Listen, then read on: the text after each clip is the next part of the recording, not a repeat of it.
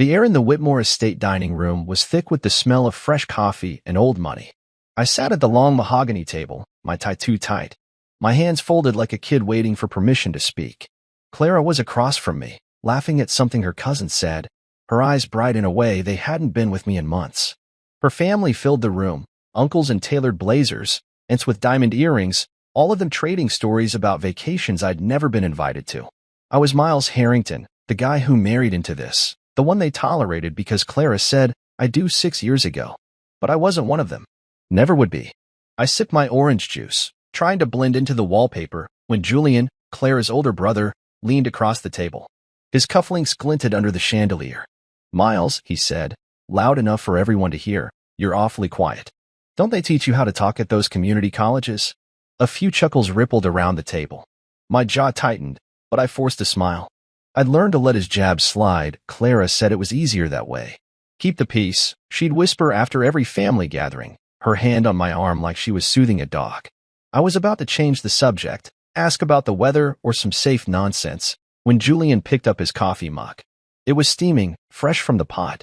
He looked right at me, his smirk sharp as a blade, and then he tilted the mug. Hot coffee splashed across my face, burning my skin, soaking my shirt. The room went silent.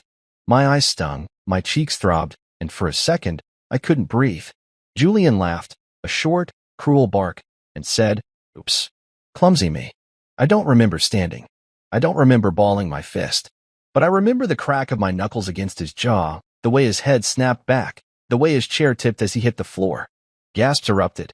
Someone dropped a fork. Clara's mother, Beatrix, clutched her pearls like I'd just set the table on fire. Julian scrambled to his feet, holding his face, his eyes wide with shock. I stood there, my hand throbbing, coffee dripping down my chin, waiting for someone to say something. Anything. Clara stared at me, her mouth a thin line, her eyes cold as the marble floor. No one asked if I was okay. No one called Julian out for what he'd done. Beatrix rushed to her son, cooing over him like he was a wounded child, not a 38-year-old man who just assaulted me. My father-in-law, Edward, cleared his throat and said, "Miles, perhaps you should step outside." Step outside. Like I was the problem. I looked at Clara again, waiting for her to stand up, to say, "Julian, what the hell?" But she didn't. She folded her napkin, set it neatly on the table, and looked away. My chest burned worse than my face. I walked out of the dining room, through the foyer with its crystal chandelier and family portraits, and onto the front porch. The Connecticut air was crisp, the kind that makes you feel alive, but all I felt was small. I touched my cheek, red, tender, probably scarring. I'd spent years swallowing their insults, their sideways glances, their jokes about my job as a software engineer, my parents' small house, my life before Clara. I'd done it for her. For us. But standing there, with the echo of Julian's laugh in my head and Clara's silence louder than anything, I realized something. I wasn't just invisible to them. I was invisible to her too. The door behind me stayed shut. No one came after me, not Clara, not her cousins, not even the staff who'd seen the whole thing.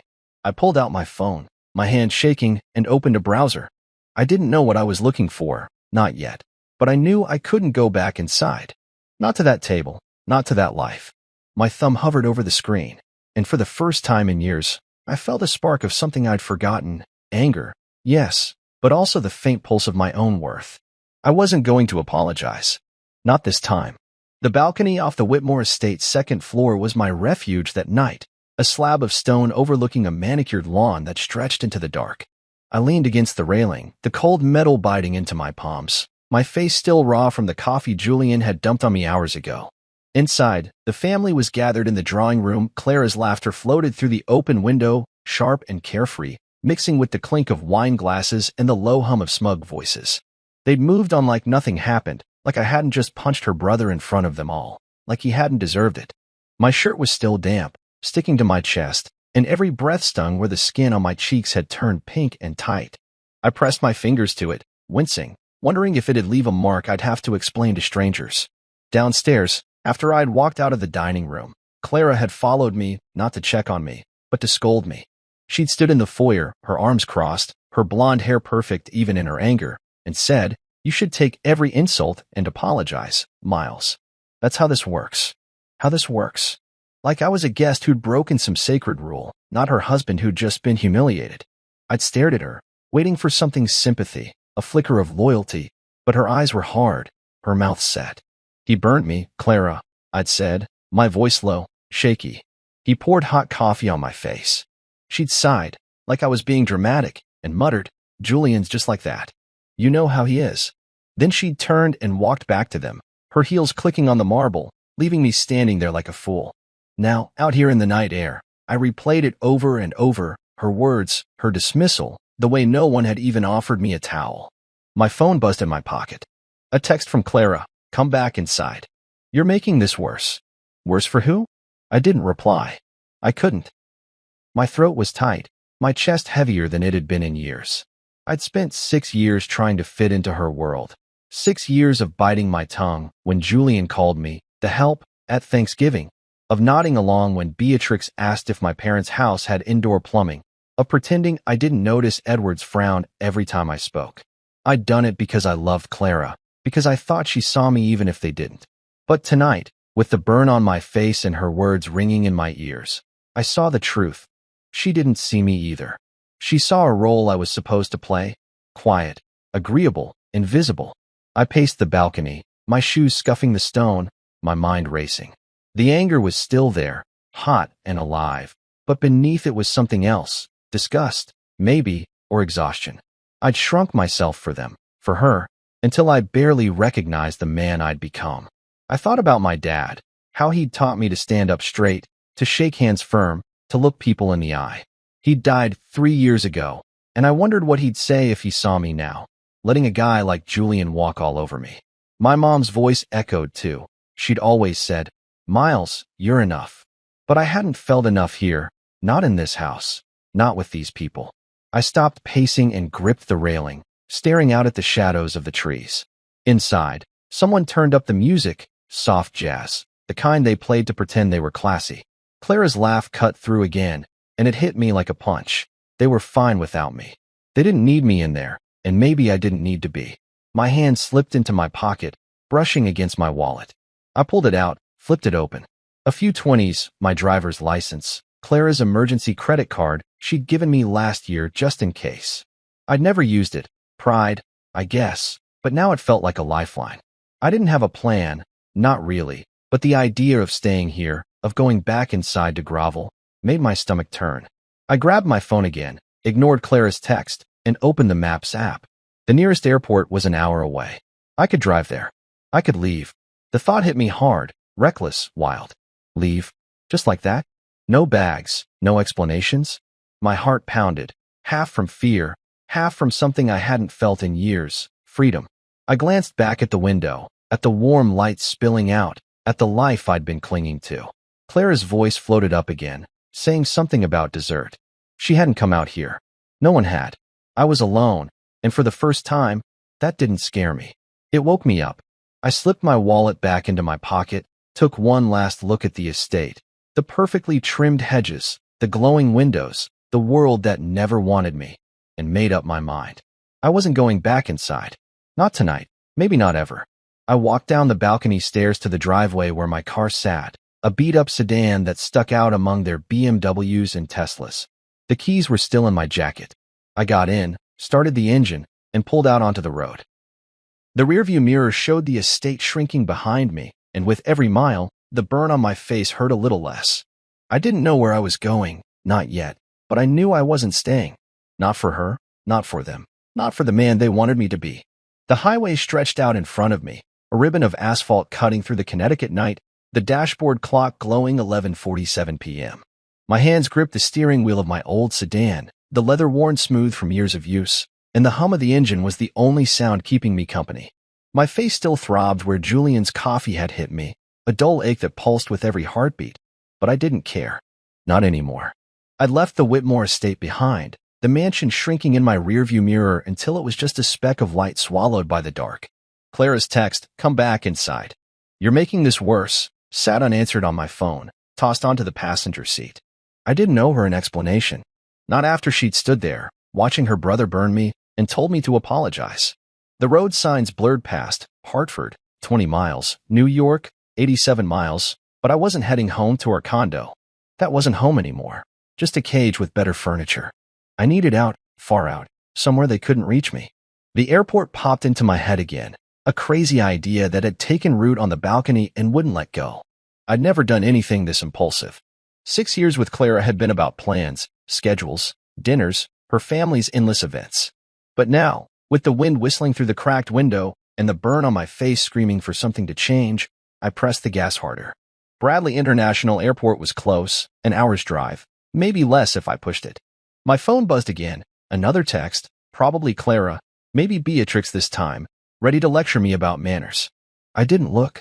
I turned it off instead, holding the power button until the screen went black. Silence. Real silence. Just me and the road.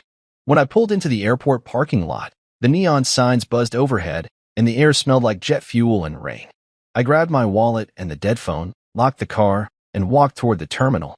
My reflection caught in the glass doors, coffee-stained shirt, red face, hair a mess. I looked like a guy who'd lost it, and maybe I had. Inside, the ticket counter was quiet, just a tired-looking woman in a blue uniform tapping at her computer. Next flight out, I said, my voice rougher than I meant it to be. She raised an eyebrow. Anywhere specific? I shook my head. International. One way. She clicked a few keys, her eyes flicking to my stained shirt, then back to the screen. Paris. Leaves in 2 hours. Got a passport? I nodded, pulling it from my wallet. Clara had insisted I keep it there after a trip to London she dragged me on 2 years ago. That'll do, I said. She typed some more, asked for the credit card, Clara's emergency one. And I handed it over without a second thought. The machine beeped, the ticket printed, and she slid it across the counter. Gate 47. Better hurry. I took it, my fingers brushing the paper, and felt a jolt, like this was real, like I was actually doing it. Paris. I'd never been, never even dreamed of it, but it sounded far enough. I turned my phone back on as I walked toward security, just to check the time, and the flood hit. 215 notifications in 5 minutes. Missed calls from Clara, voicemails, texts stacking up like bricks. Where are you? Miles, answer me. This isn't funny. Julian's name popped up too. You're done, man. I'll sue you for everything you've got. Beatrix left a voicemail, her voice dripping with venom. Miles, you ungrateful little nobody. How dare you leave like this? And Clara again. You're embarrassing us. Come back now. I stood there, the terminal buzzing around me, businessmen with briefcases, families with whining kids, and scrolled through it all. Every message was about them, their pride, their image. Not one asked if I was okay. Not one cared about the burn on my face or the years I'd spent trying to belong. My thumb hovered over the mute button. I pressed it. The buzzing stopped, the screen dimmed, and I shoved the phone into my pocket. Security was quick, shoes off, wallet in the bin, a bored TSA guy waving me through. I grabbed my stuff and headed for gate 47, the ticket crinkling in my hand. The boarding call crackled over the intercom.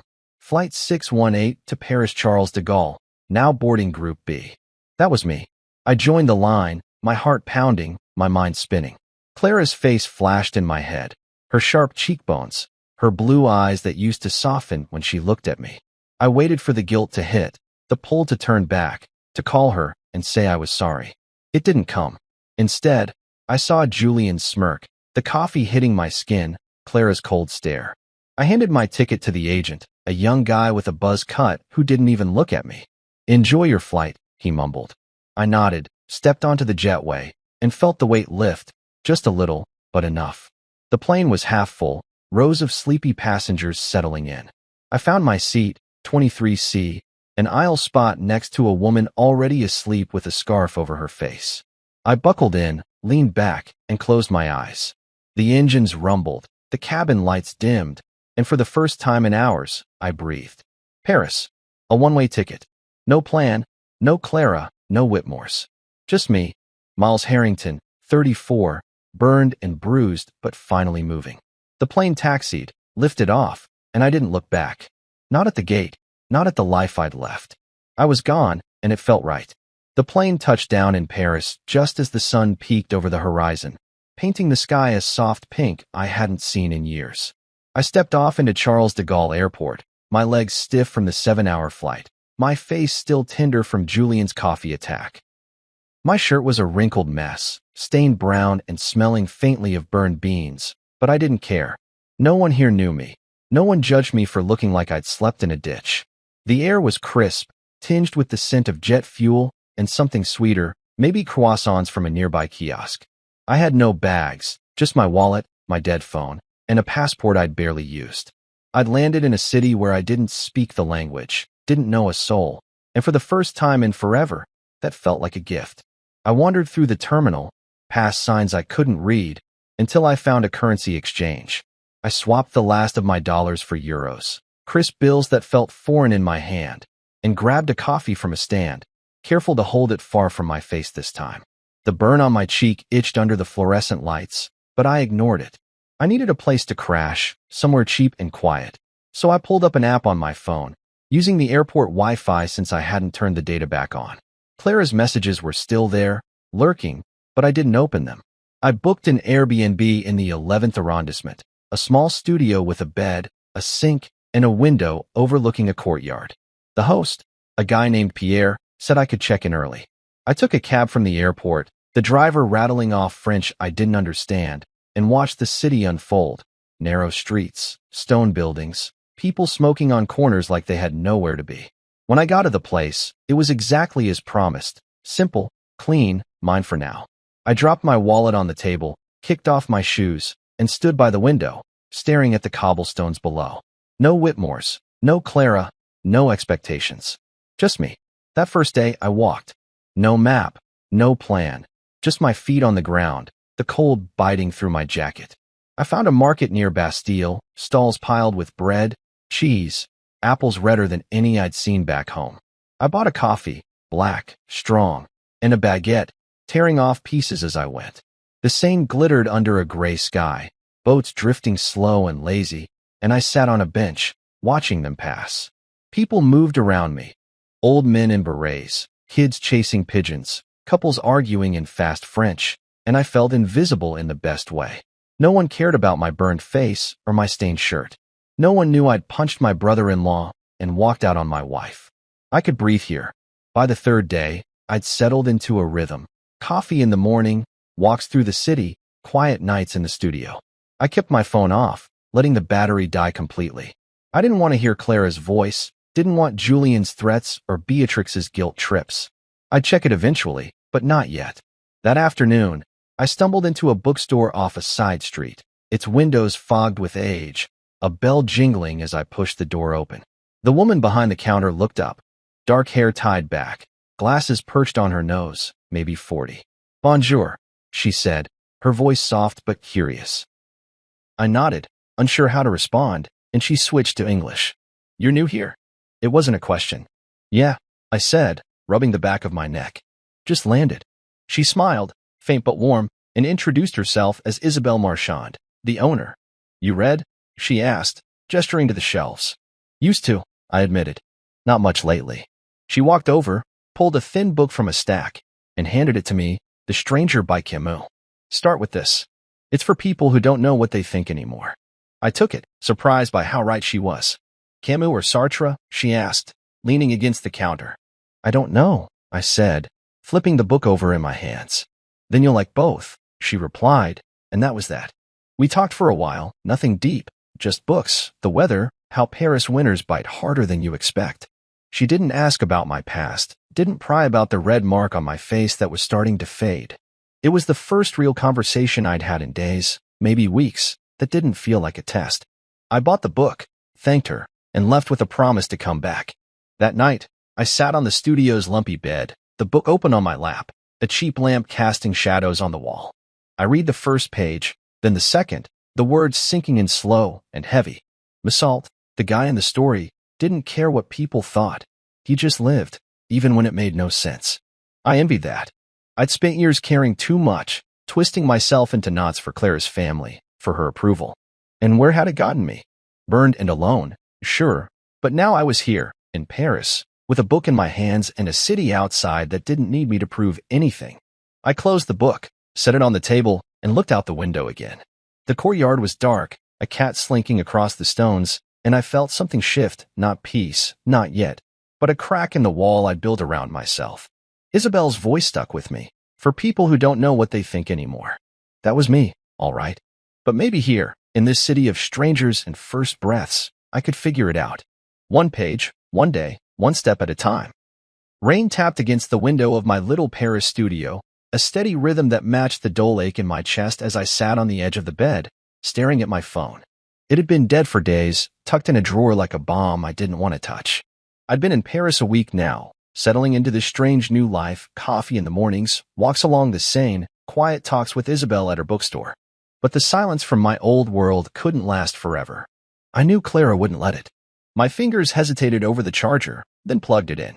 The screen lit up, and within seconds, it was chaos, pings and buzzes, a flood of notifications that made my stomach twist. I'd muted them before I left, but now they were back, clawing at me. I sat there, the room dim except for the glow of the phone, and braced myself. First came the missed calls, dozens from Clara, a few from Beatrix, even one from Edward, which surprised me. He never called, just glared across tables like I was a stain on his legacy. Then the texts Clara's name over and over, a wall of words I didn't want to read but couldn't ignore. Miles, where are you? We need to talk. You can't just run off like this. We can fix this. You embarrass me. Julian's furious. Come back and make this right. I scrolled, my throat tightening with every line. Not one asked if I was hurt. If the burn on my face still stung, it didn't. Much. Just a faint pink now, or if I was okay after what happened. It was all about them, their feelings, their perfect little world I dared to disrupt. Beatrix had emailed too, a long one titled, Your Behavior, and I opened it because I couldn't help myself. Miles, it started. Your actions at the reunion were deplorable. We welcomed you into our family, gave you opportunities you'd never have dreamed of, and this is how you repay us? Running off like a child? Clara's devastated. I've attached a list of therapists, please seek help. I stopped reading, closed it, let the phone drop onto the bed. Therapists. Like I was the one who needed fixing, not the guy who'd scalded me, not the wife who'd told me to apologize for it. Julian had posted on X too. I saw it when I checked the app, a photo of his bruised jaw with the caption, some people crack under pressure. Sad. Likes and comments piled up, mostly from Whitmore cousins and friends, all agreeing I was the villain. I didn't reply. What was the point? They'd made up their minds years ago. I was the outsider, the guy who didn't belong, and now I'd given them proof. I stood up, paced the small room, the wooden floor creaking under my socks. The rain outside was heavier now, streaking the glass, and I felt trapped, not by Paris, but by the weight of them still reaching for me. I couldn't keep living like this, tethered to their voices, their judgment. So I made a choice. I walked to a shop near the metro, bought a French SIM card with a new number, and swapped it into my phone. The old one, the American one tied to Clara and the Whitmores, I tossed into a drawer. No more notifications, no more guilt trips.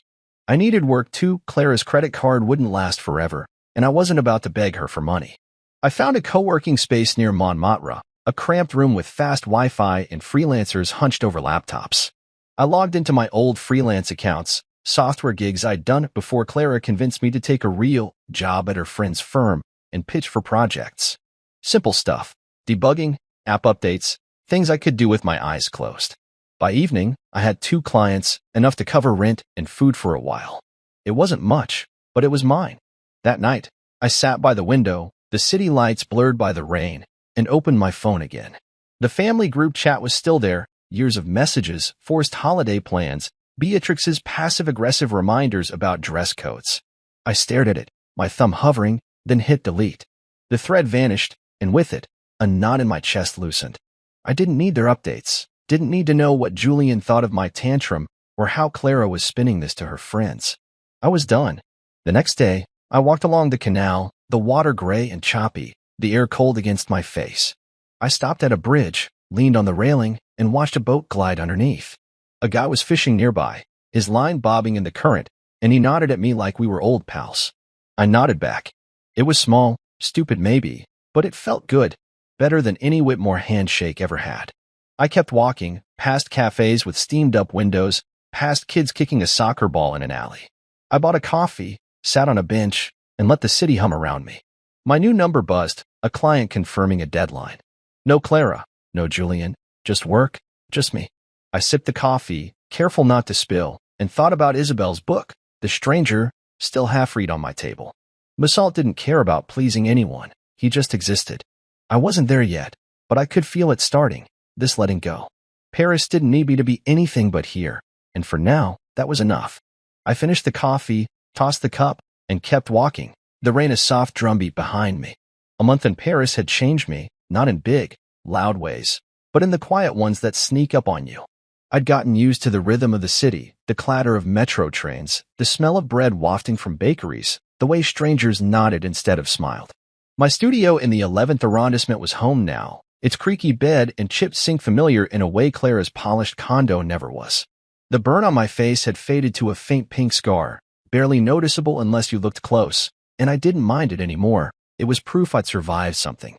But there were pieces of me still back in New York, things I couldn't leave behind forever.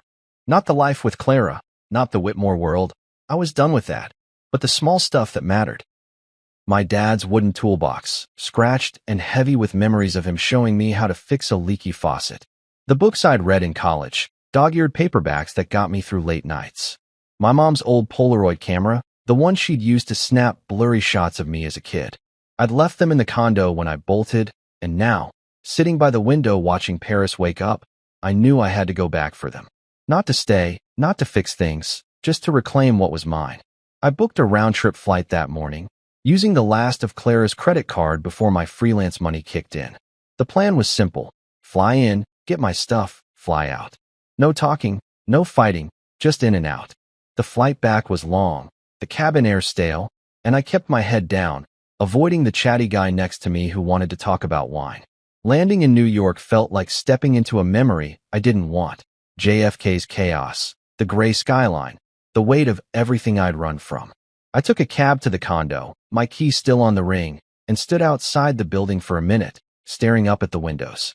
Our place, hers now, was on the 5th floor, and I wondered if she'd changed the locks. It was mid-afternoon, a Tuesday, and I figured she'd be at work, but when I turned the key and pushed the door open, there she was. Clara, standing in the kitchen, a glass of water in her hand, her eyes wide like she'd seen a ghost. "Miles," she said, her voice soft, shaky. "You came back." I stepped inside, shut the door behind me, and kept my tone flat. "Just for my things." She set the glass down, her blonde hair pulled back tight, her face thinner than I remembered. She was still beautiful, but it didn't hit me the way it used to. "You don't have to do this," she said, stepping closer. "We can talk."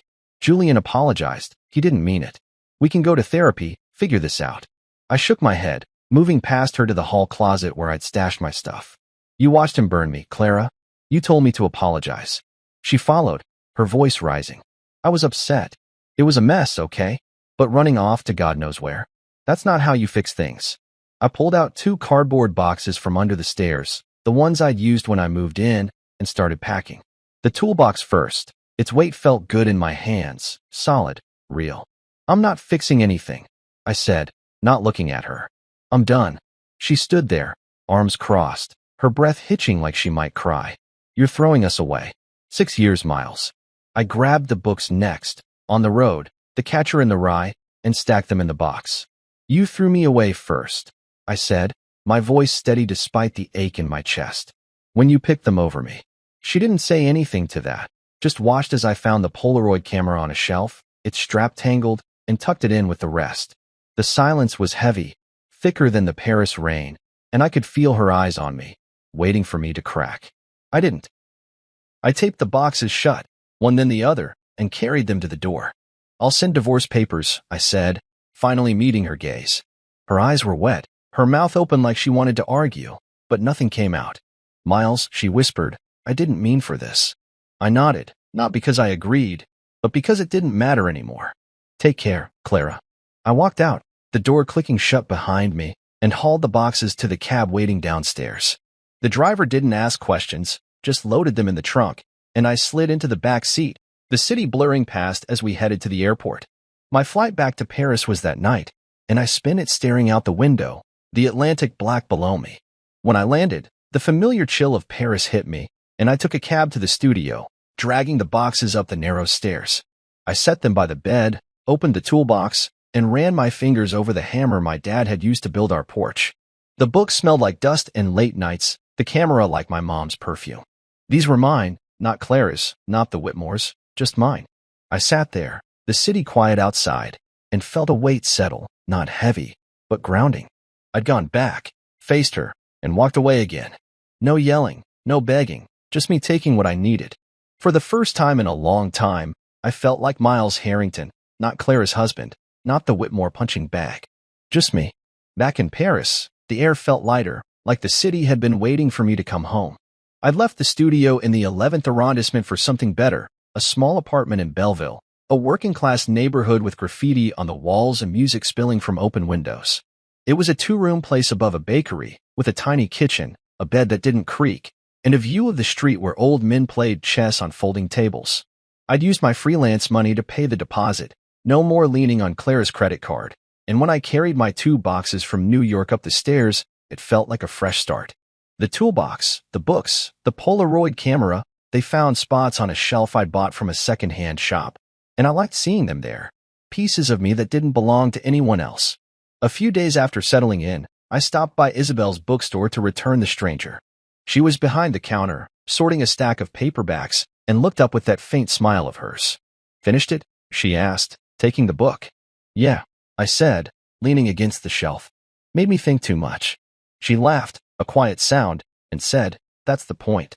We talked for a while about Camus, about Paris, about how the rain here soaks you to the bone, and then she mentioned her friend Theo, who ran a tech repair shop a few streets over. "He's swamped," she said. "Could use someone good with computers." I perked up. My freelance gigs were steady, but I missed working with my hands, fixing things like my dad taught me. "Think he'd talk to me?" I asked. She nodded, scribbled an address on a scrap of paper, and handed it over. "Tell him I sent you." The next day, I walked to Theo's shop, a narrow storefront with a sign that read, "Reparations Tech," in peeling paint. Inside, it was a mess, tables piled with cracked laptops, phone screens, tangled cords. Theo was a wiry guy, maybe 35, with a beard and a cigarette tucked behind his ear. "You Miles?" he asked, wiping his hands on a rag. "Yeah," I said. "Isabel sent me." He sized me up, then pointed to a computer in the corner. "Set up a system for me, inventory, invoices, something simple. I'm drowning here." I got to work, pulling up code on an old desktop, tweaking it until it tracked his stock and spit out receipts. It took a couple hours, Theo watching over my shoulder, grunting approval now and then. When I finished, he clapped me on the back. "Good. You want a job?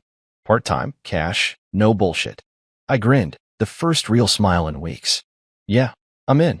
That was the start of it. Mornings at the shop, afternoons freelancing from the co-working space, evenings walking the city.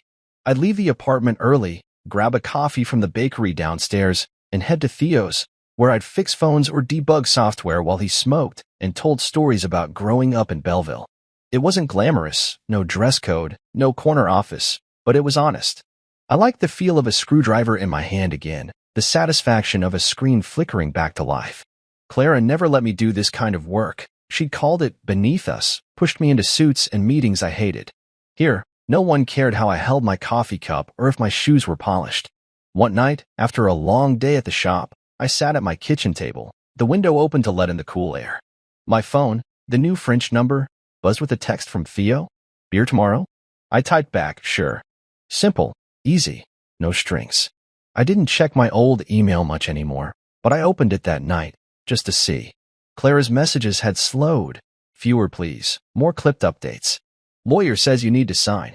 Mom's still mad." I didn't reply. Her voice was fading, not gone but distant, like a radio station I'd tuned out. I closed the laptop, grabbed my dad's toolbox, and pulled out a wrench, turning it over in my hands. He'd been a mechanic, rough around the edges but good, and I wondered what he'd think of me now halfway across the world, starting over. He'd probably laugh, say, "About damn time, kid." My mom would have hugged me, told me I was enough. I missed them both, but having their things here, in this little apartment, made it bearable. The next day, I met Theo at a bar near the canal, a dive with sticky tables and cheap wine. We drank, talked about nothing, soccer, the weather, a busted printer at the shop, and I felt lighter than I had in years. No one asked about my past, my marriage, my scars. I walked home late, the streets quiet, the city mine in a way New York never was. Back in the apartment, I stood by the window, watching a couple argue below, their voices sharp but muffled. I didn't need to understand the words to know it wasn't my fight. I built something here, a job, a place, a rhythm, and it was small, messy, real. Clara's emails could sit unread, the Whitmores could stew in their mansion, and I'd keep going. I climbed into bed, the toolbox on the shelf glinting in the moonlight, and slept better than I had in months. This was my room, my life, and I wasn't apologizing for it. The Paris sky was a heavy gray that morning, the kind that promises rain but holds off just to keep you guessing. I stood in my Belleville apartment, the smell of coffee from the bakery below drifting up through the open window, and stared at an envelope I'd pulled from a pile of mail. It was handwritten, the paper thick and creamy, scented with something floral that hit me like a memory I didn't want. Beatrix's name was on the return address, Clara's mother, the queen of guilt trips and backhanded compliments. I hadn't heard from her directly in weeks, not since her last email about therapists, and I'd hoped she'd given up. No such luck. I tore it open, the paper crisp under my fingers, and unfolded a single page. Her handwriting was perfect, slanted, like she'd practiced it for this moment. Miles, it began, you humiliated our family. You walked out when Clara needed you most. We gave you everything, a place at our table, a chance to rise above your station, and you threw it in our faces. I hope you're proud of yourself, living like some vagabond while we pick up the pieces. I stopped reading, the words blurring into a familiar venom I didn't need to finish. She'd always seen me as less than Julian, less than Clara, less than the Whitmore name, and this was her last shot, a perfumed dagger mailed across an ocean. I crumpled it, walked to the door, and headed out. The Seine wasn't far, a 10-minute walk through Belleville's winding streets, and I needed to move, to shake her voice out of my head. The river was choppy that day, the water slapping against the stone banks, and I stood on a bridge, the letter still balled in my fist. I thought about Clara, her thin face when I'd gone back for my things, her pleas for therapy, and Beatrix's version of everything. They'd given me a seat, sure, but it came with a leash, smile, nod, take the insults, shrink. I didn't know them pride or shame. I dropped the letter into the water, watched it hit the surface and sink, the ink bleeding into nothing. It felt good, final, like cutting a rope I'd been tangled in too long. That night, I met Theo and Isabel on a rooftop bar near the shop, a place with mismatched chairs and a view of the city's jagged skyline. Theo brought a bottle of cheap red wine, Isabel a loaf of bread she'd baked herself, crusty and warm. We sat under a string of bare bulbs, the air cool, the noise of Paris humming below. Theo poured the wine into plastic cups, handed me one, and said, "You're quiet tonight." I shrugged, tearing off a piece of bread. Got a letter from my ex's mom. Same old crap. Isabel raised an eyebrow, sipping her wine. What did she say? That I'm a disgrace, I said, keeping it light, though it still stung. Thinks I should have stayed and begged forgiveness.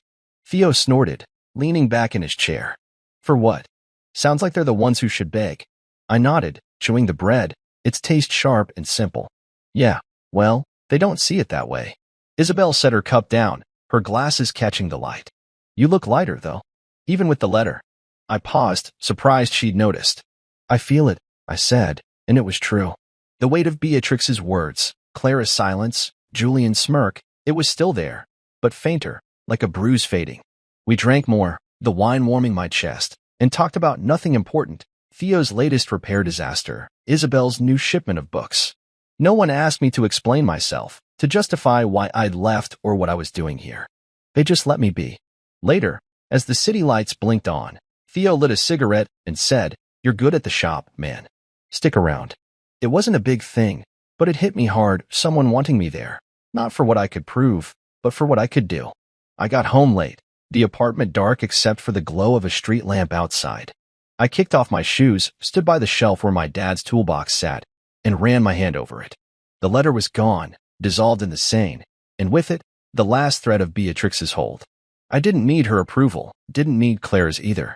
I had this, Theo's shop, Isabel's books, a life I was building piece by piece.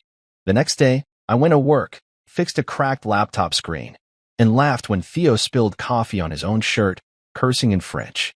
After, I walked to the co-working space, finished a freelance job, and stopped by the bakery for a baguette. It was routine now, steady, mine.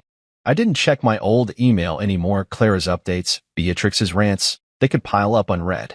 That night, I sat at my table, the Polaroid camera in front of me, and loaded a fresh pack of film I'd bought on a whim.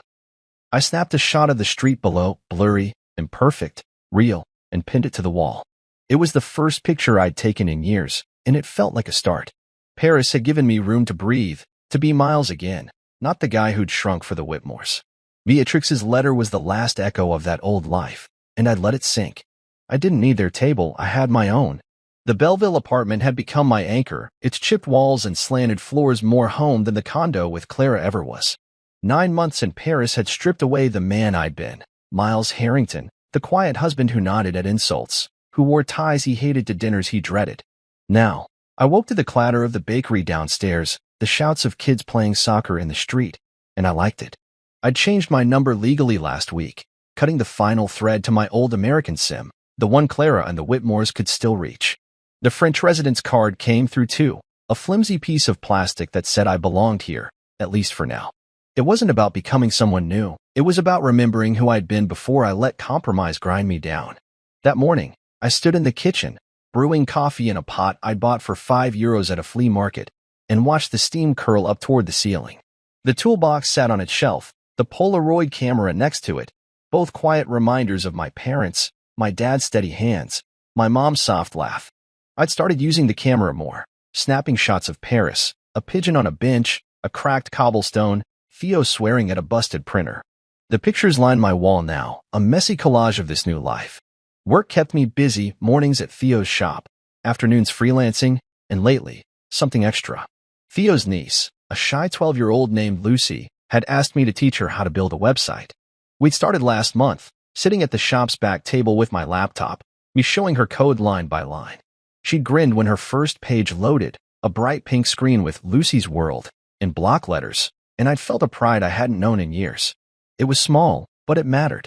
That afternoon, I met her again, bringing a bag of pastries from the bakery as a bribe. She was waiting, her hair in a messy braid, her eyes bright.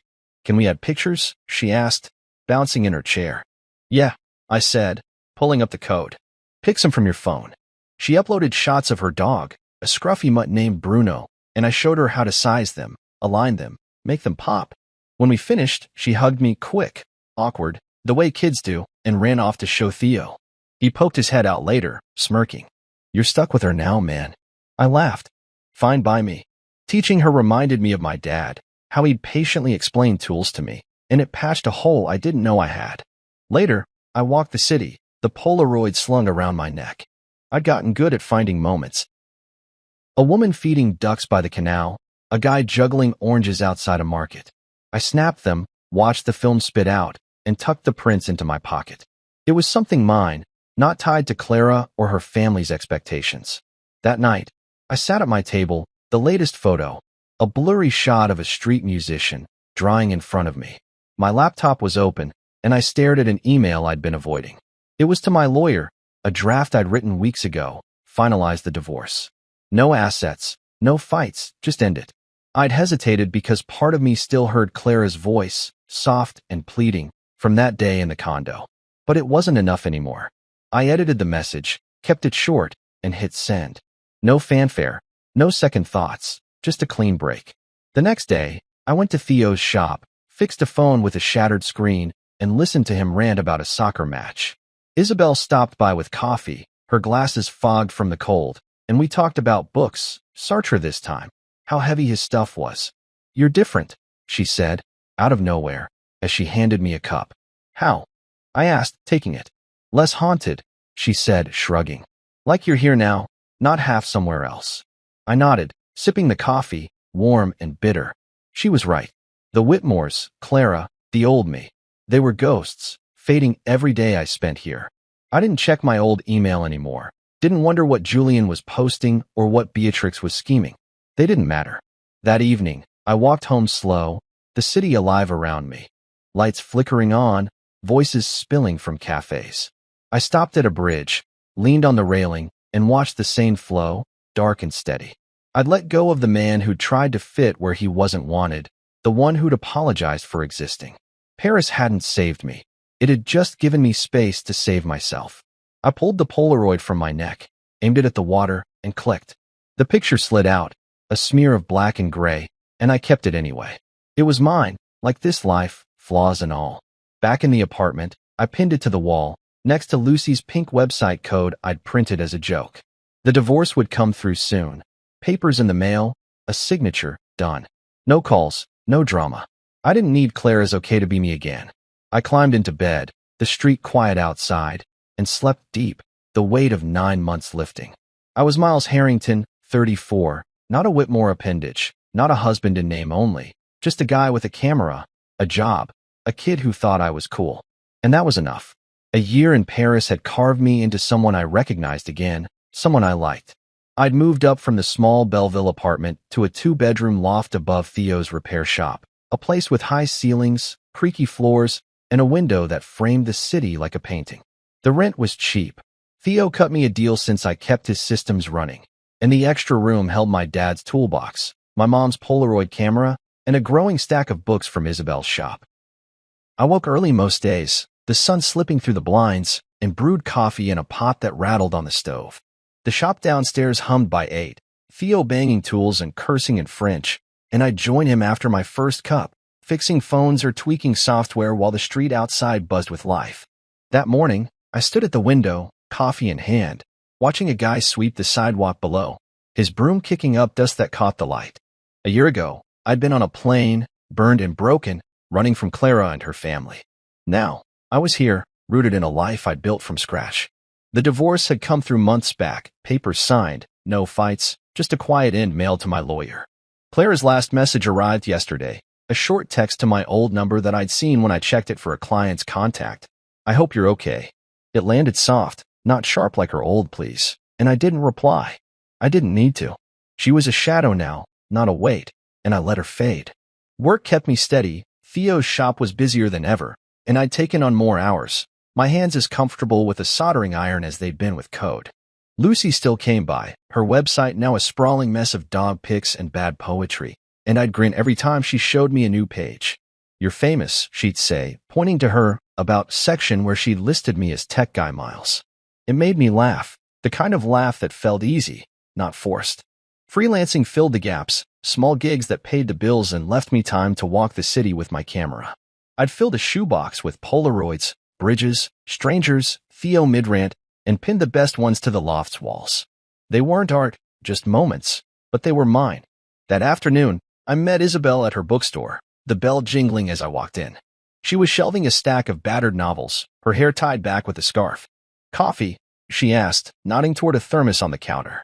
Always, I said, pouring a cup. We sat by the window, the street outside alive with delivery bikes and shouting vendors, and talked about nothing big, her latest read, my latest repair job. You're staying then, she said, out of the blue, her eyes on me over her glasses. Yeah, I said, surprised by how sure I sounded. This is home now. She smiled, small but real. Good. Paris suits you. It did. Not the tourist Paris, Eiffel Tower selfies and overpriced wine, but the real one, the one with cracked pavements and late-night bars, the one that didn't care who I'd been before. Later, I walked the canal, the water glinting under a rare clear sky, and stopped at a bench to watch the boats drift. A kid kicked a ball nearby, his mom yelling at him to slow down, and I snapped a Polaroid of it, the blur of his sneaker against the gray stones. I didn't miss New York, didn't miss the condo or the Whitmore estate. I missed my parents sometimes, their voices, but I had their things, the toolbox, the camera, and that kept them close. That night, I cooked dinner in the loft, a simple pasta with sauce from a jar, and ate at the table by the window. The shop was quiet below, Theo gone home, and the street settled into a soft hum. My phone buzzed, a text from Lucy. Bruno ate my shoe. Pick soon. I laughed, typed back, can't wait. No calls from Clara, no emails from Beatrix, just this, friends, work, a life that fit. I cleaned up, grabbed the Polaroid, and stepped onto the fire escape, the metal cold under my feet. The river wasn't far, its curve visible past the rooftops, and I aimed the camera, clicked. The shot came out dark, just a smear of lights and water, but I kept it, tucking it into my pocket. A year ago, I'd been Miles Harrington, the guy who took Julian's coffee to the face and Clara's silence to the heart. I bought that one-way ticket, landed here, and rebuilt. Not perfect, not fancy, just real. I didn't apologize anymore, didn't shrink. I worked, I walked, I lived. Back inside, I pinned the river shot to the wall, next to a picture of Theo flipping me off and one of Lucy's dog mid-bark. The loft smelled like coffee and solder, the city breathed outside, and I climbed into bed, the sheets cool against my skin. Claire's "I hope you're okay" echoed once, faint, then slipped away. I was okay, better than okay. I was me, and Paris held me steady. Sleep came fast, deep, the river's quiet song in my bones.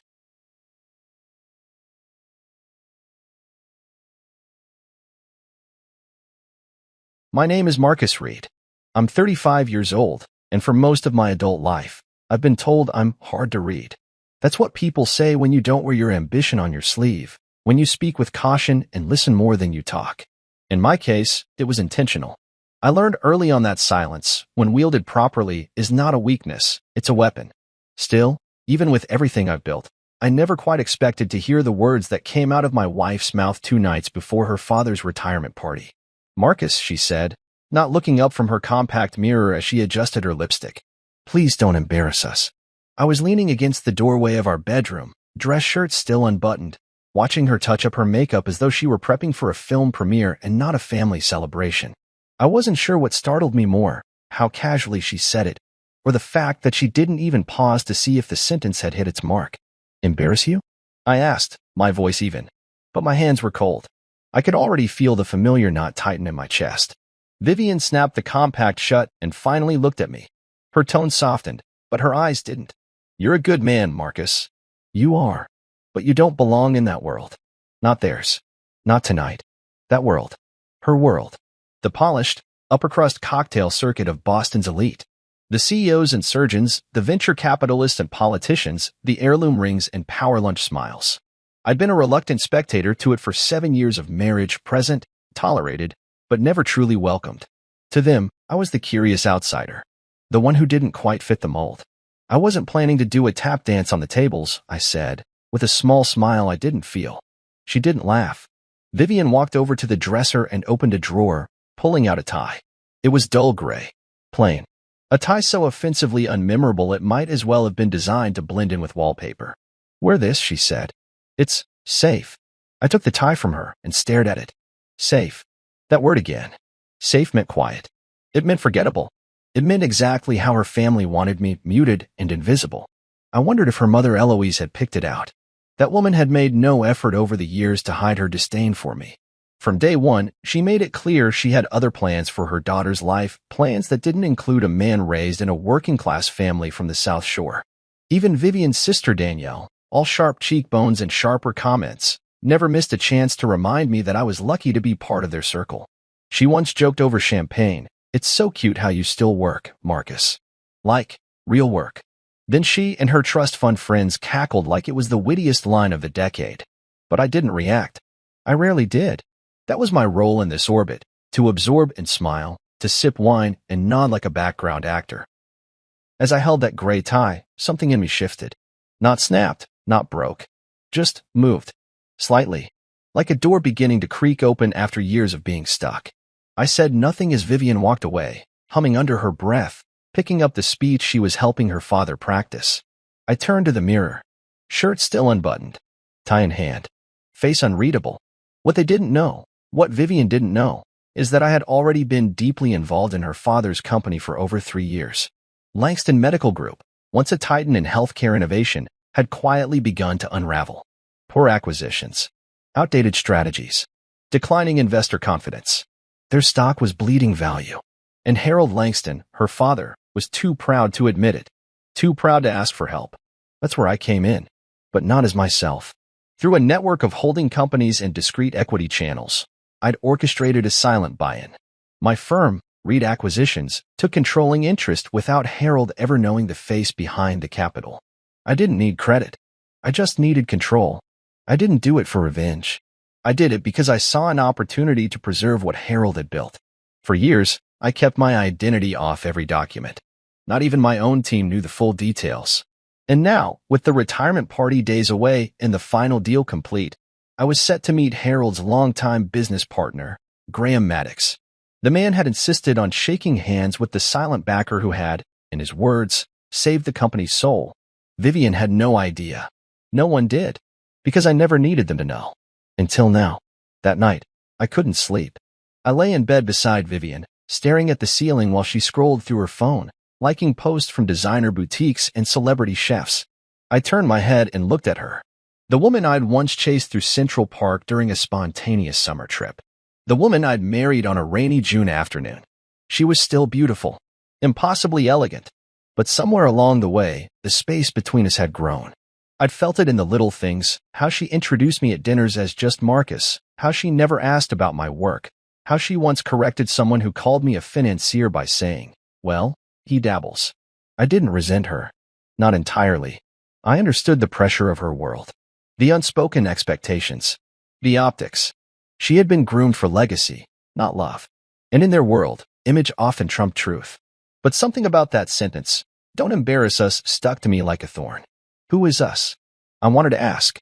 Is there a version of me you actually feel proud of, Vivian? Or am I just a polished accessory you keep in the corner, like a watch that doesn't quite go with the outfit but doesn't make enough noise to remove? As she drifted off to sleep, I rose quietly and walked into the study. I opened my laptop, pulled up the final acquisition documents, and reread the clause Graham had added last week. The new board will be announced following the retirement ceremony. Final approval pending public acknowledgement of incoming lead partner Marcus Reed. So it was set. My name would no longer be invisible. The clock glowed 2:17 a.m. I leaned back in my chair, the gray tie still draped over my wrist like a forgotten reminder. They wanted silence. But soon, they'd hear the truth. Not through a speech or confrontation, but through the kind of silence that reveals more than shouting ever could. I closed my laptop, walked back to bed, and finally, slept. The morning after Vivian handed me that dull gray tie, I woke up to find it neatly draped over my side of the chair by the window. A silent reminder. A warning dressed as politeness. I sat on the edge of the bed, watching the sunlight creep across the floorboards, and let my fingers run over the fabric. Smooth, stiff, utterly lifeless. I didn't wear it. Not yet. Instead, I sat in silence, listening to the familiar rhythm of Vivian moving through the house. Heels clicking across the hallway, the bathroom faucet running, the crisp snapping of her garment bag. She was always in control in the mornings, a perfectly choreographed routine. She didn't even notice that I hadn't gotten up yet. Or maybe she did, but chose not to say anything. That was her version of grace, controlled indifference. I eventually wandered downstairs. She was already at the kitchen island, phone in one hand, a perfectly assembled smoothie in the other. She didn't look up when she spoke. Graham confirmed the final head count. Just under 200. It's black tie, obviously, but Daddy wants the theme to feel modern retro. Whatever that means. I gave a nod and poured myself a black coffee. I never had a taste for the green blend she drank. She always said coffee was a crutch. I thought it was a reminder, something about the warmth, the grounding. Vivian finally glanced at me. Her eyes traveled over my plain navy shirt and slacks. "You're not wearing that to brunch, are you?" "We're having brunch," I asked, genuinely unsure. I hadn't checked the calendar, and she hadn't mentioned it the night before. She sighed, tapping her phone. "With Danielle and Mom. Remember? You promised." Of course. I always seemed to be promising things I didn't recall. I changed quickly, reluctantly reaching for the tie she'd picked. I held it up to the mirror again. That color, the lifeless gray, felt like a forecast, a prediction of who I was expected to be. Danielle's voice was the first thing I heard when we entered the restaurant lobby. She was perched at the table, sunglasses still on indoors, laughing far too loudly for a place that smelled of truffle oil and pretension. Beside her sat Eloise, regal and sharp-eyed, in her signature ivory suit. She looked like she'd walked out of a courtroom and into a magazine shoot. Danielle spotted me and gave a mock clap. Well, he showed up. "Mother, be kind. He's wearing the tie." Eloise barely smiled. "Color suits you, Marcus." "It's understated." "Like him," Danielle said, smirking over her mimosa. I gave a slight smile and took my seat. No one asked how I was. No one asked what I'd been working on. I could have closed a billion-dollar deal that morning, and they'd still want to know whether I'd remembered to make a dinner reservation at the steakhouse Vivian liked. Vivian leaned over and adjusted my collar mid-conversation. "Just straighten this a bit." Her voice was soft but clipped, like a teacher correcting a child in front of classmates. That little gesture, so casual, so public, told me everything. I was a decoration, an accessory they hadn't chosen, but tolerated. One they kept polishing, hoping someday I might shine the way they needed me to. Eloise turned to me midway through her salad and said, "Now, Marcus, remember, No need to speak at the event. Just let Harold and Graham handle everything. Your support is what matters. I wasn't planning to speak, I replied. Danielle chuckled. Well, thank goodness. The last thing we need is a TED Talk about spreadsheets and startup seed rounds. Vivian laughed lightly. Not forced, but not entirely natural either. She wasn't cruel. Just careful. She didn't want to draw a line between her family and me, but she also wasn't going to cross over to my side of it either. The rest of brunch was a blur of conversations I wasn't part of, about the event decor, the guest list, the flower arrangements. I nodded when expected, smiled when appropriate. Inside, I was somewhere else. I wasn't angry. Not yet. I learned over the years to fold these little humiliations into myself like old receipts, crumpled, forgotten, but always there if you look deep enough. I'd become a master of stillness, a student of silence. But something about that morning gnawed at me. It wasn't the tie. Not really. It was the way they spoke around me. Through me. Like I was a mannequin they had to occasionally reposition for symmetry. Back home, Vivian spent the afternoon rehearsing Harold's retirement speech in the living room. She paced as she read from her notes. 40 years of excellence. A true pioneer. A man of vision and grace. I stood by the doorway, arms crossed. Watching her. She was good. Polished. She cared deeply about the event. I could see that. This party wasn't just a celebration for her. It was a public passing of the torch. A final nod to the empire Harold had built, and maybe, in her mind, a subtle suggestion that she was the rightful heir, not through title, but through presence. She stopped when she noticed me watching. What? Nothing, I said. You're good at that. Thank you, she replied, a little surprised. She smiled. Just, don't go off script at the event, okay? That's all I ask. Off script. Like I was an actor in a play I didn't write. That night, as she drifted to sleep beside me, I sat in the study again. I opened the drawer and pulled out a different tie. One she didn't know I owned. Deep charcoal with a thin blue diagonal stripe. Not loud, not flashy, but not invisible either. I laid it next to the gray one on the desk. A question. A choice. I knew what she wanted. But for once, what I wanted mattered more. I had built an empire in silence. Rescued a sinking company under layers of corporate camouflage. My name had been whispered in private circles, signed behind closed doors, hidden in acquisition memos. But I was done hiding. They wanted a man who wouldn't speak unless spoken to, who wouldn't exist unless introduced. But I wasn't invisible anymore. Not to the people who mattered. And soon, not to them either. There's something almost addictive about being the ghost in the machine. For 3 years, I moved through boardrooms and back channels without ever putting my name on a single press release. While others chased credit, I chased leverage. That was the difference. Most people want to be seen. I wanted to be effective. And nothing is more effective than silence when everyone else is shouting. It started with a quarterly report. Langston Medical Group's numbers had been declining for 5 consecutive quarters. From the outside, they blamed external pressures, regulatory hurdles, market saturation, pandemic aftershocks. But I saw something deeper: bad structure, outdated software, bloated leadership, poor integration strategies after 3 rushed acquisitions. It was a classic case of legacy arrogance. The company had grown too fast, too proud, and too lazy. I should have ignored it. I really should have. But Harold Langston was a symbol in Boston. He had built Langston Medical with a reputation for reliability, ethics, and long-term vision. And even though I knew he'd never respected me personally, I couldn't help but admire the empire he had once commanded. So I stepped in. Quietly. Reed Acquisitions, my firm, had long specialized in behind-the-scenes turnarounds. I built it that way on purpose. Shell corporations, holding companies, passive investor groups. We used them all. It's not shady. It's strategic. It keeps emotion out of the game. It keeps identity out of the headlines. And it gave me the room to restructure Langston Medical without the board ever realizing the new silent majority was a single source. Me. It took 18 months to secure enough equity through controlled third parties.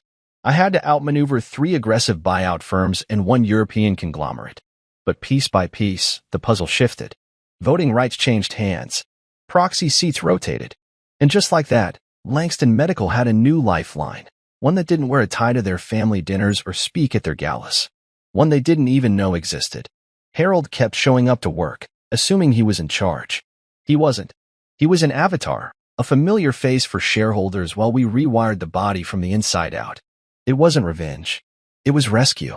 Graham Maddox was the first to notice. Graham had been Harold's business partner for nearly 3 decades. He wasn't flashy like Harold. He didn't love the spotlight or the accolades. He worked the numbers, the contracts, the people. If Harold was the head, Graham was the spine. And when the tide started shifting, Graham was smart enough to ask where the current was coming from. He reached out through a mutual connection, asked for a quiet meeting, said he didn't want names, just intent. He wasn't looking to stop the change. He just wanted to understand it, to know whether this new influence cared about preserving the Langston legacy or gutting it. We met in a quiet corner of a private club in Cambridge. I didn't hide who I was. I told him plainly, I'm not here to ruin the company. I'm here to fix it. Quietly. He didn't ask why. He just nodded, took a sip of his whiskey, and said, I've watched Harold run this place into the ground for years, and no one had the guts to challenge him. If you're the man doing the saving, then you'll get my support. After that, Graham became my quiet ally. He helped guide the leadership shift internally, smoothing over the transitions, pushing key reforms, shielding us from unnecessary scrutiny. And when it came time to arrange Harold's retirement, he reached out again. He deserves a party, Graham said. He built something real once. Let him have that dignity. I agreed. No need to strip the man of his final bow. But I want to shake the hand of the man who saved it before the curtain drops, Graham added. At the event. Publicly. You've earned that much. I didn't answer right away. Truth was, I hadn't decided yet. Part of me still clung to the idea that if I just kept my head down, stayed quiet, I could avoid the awkwardness of revealing myself in front of people who had spent years dismissing me. People who thought I was just a stock picker. People who laughed at my ties, my silence, my lack of pedigree. People like my wife. But something about Graham's tone, it wasn't pushy. It was respectful. It was as if he was saying, let them know. Not for revenge. For clarity. It stayed with me. Later that week, I stood at the window of my office, watching the Boston skyline stretch wide under a slate-colored sky. Behind me, my assistant Lydia updated me on the final merger of our oncology tech arm. I nodded along, offered input, signed documents. But my mind kept drifting. To that party, to that ballroom, to that tie. I wondered how Vivian would react. I wondered if she'd try to stop it. Or worse, pretend like she knew all along. Vivian didn't like being caught off guard. She preferred control, narratives she could shape, photos she could caption. A surprise acknowledgement of my power at her father's retirement party? That would ruin her rhythm. But I wasn't doing this for her. Or for Harold. Or Eloise. Or Danielle. I was doing it for me. Because for once, I didn't want to be the man behind the curtain. I wanted to stand in the room. Not to shout, not to gloat, but simply to exist fully in the truth. When Graham called me the next day to confirm the guest list, he asked again, gently, will you let me introduce you? I took a breath. Yes, I said. It's time. That night, I sat alone in the study, staring at the finalized documents, the board transition, the executive restructuring, the new vision statement. My signature was at the bottom of every page. No more initials. No more proxies. Just Marcus Reed, the man they tried to hide. But not for much longer. The night of the retirement party arrived like a quiet drumroll in my chest.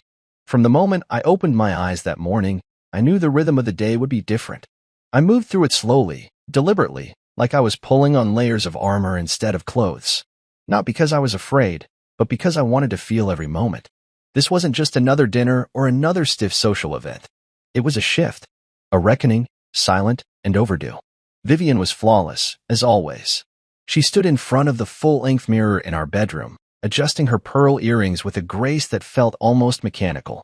Her hair swept up in a style I'd only ever seen reserved for magazine covers. Her dress was silver and sharp, hugging every line like it had been sewn into her skin. I watched her from the corner of the room. She didn't know I was watching. She didn't need to. She assumed everything was as it should be, that I'd follow quietly behind her like I always did. She turned to grab her clutch and noticed me still sitting on the edge of the bed, knotting my tie slowly. Her eyes fell on it. Not the gray one she picked.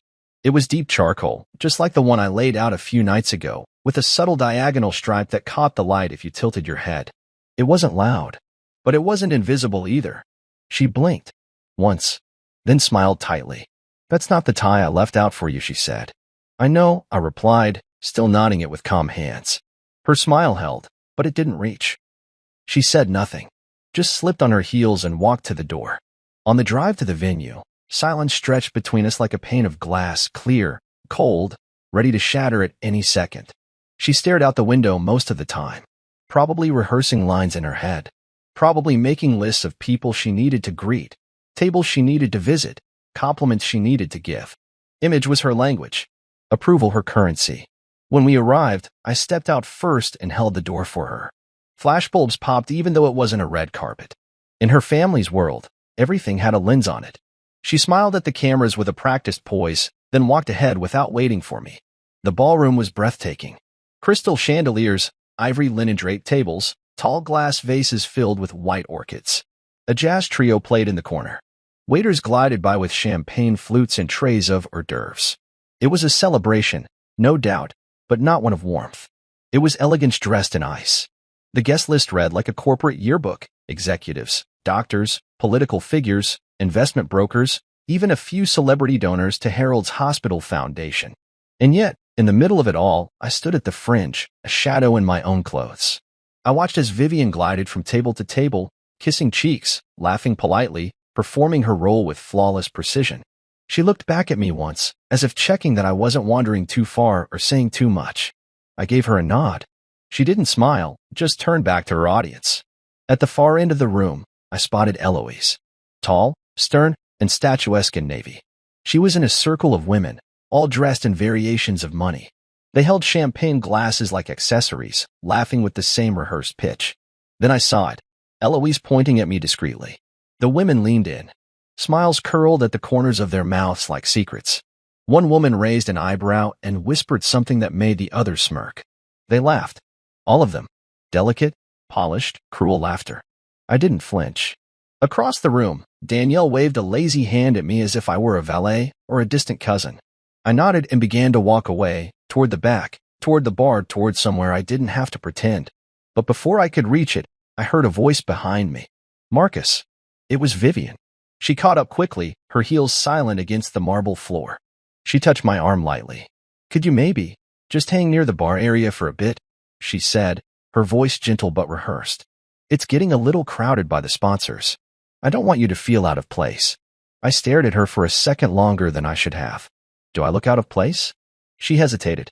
No. I just mean, with all the medical talk and policy guests, it's easy to feel out of the loop. Out of the loop. I nodded once. I'll be fine. She smiled, relieved, then disappeared again. I stood at the edge of the room, fingers wrapped around a whiskey glass, heart beating not from nerves, but from clarity. I wasn't angry. I wasn't even surprised. I had known this version of the night was coming. I had felt it in the way Vivian avoided asking me about the company, in the way she flinched every time I introduced myself to someone she hadn't briefed first. To her, I wasn't her equal. I was her footnote, but not to Graham, not to the board, not anymore. Then the doors opened again. A hush moved through the room, not silence, but something close. An air shift, a subtle change in temperature. Conversation slowed. Heads turned. Graham Maddox had arrived. He didn't walk. He moved like a man on rails, steady, respected, impossible to ignore. People instinctively moved out of his way, drifting toward him like metal to a magnet.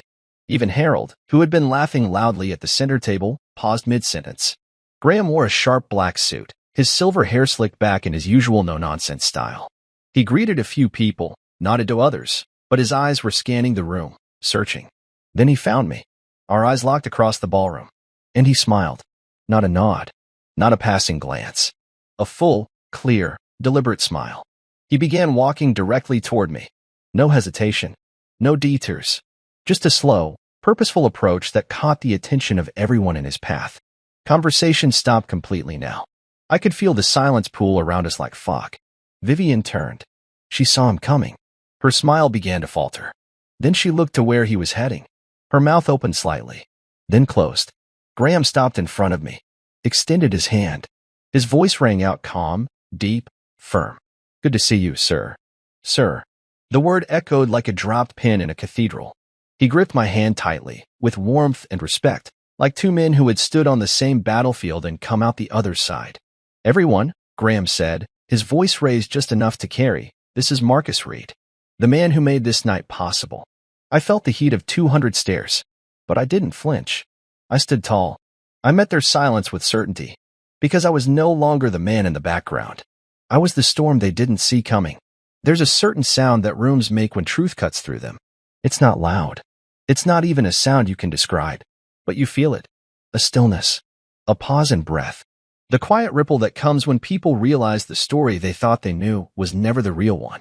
That was the sound I heard when Graham Maddox said my name out loud. Not just the name, the recognition behind it, the reverence in his tone, and most of all, the weight of what followed. This is Marcus Reed, the man who made this night possible. He could have dropped a chandelier and gotten less of a reaction. People froze, mid-sip, mid-sentence, mid-smile. Vivian stopped walking, her heels catching slightly on the carpet as she turned. Her eyes locked onto Graham, then to me, like she was trying to rewind and replay what she had just heard. Her father, Harold, standing across the room in front of the donor table, blinked in confusion.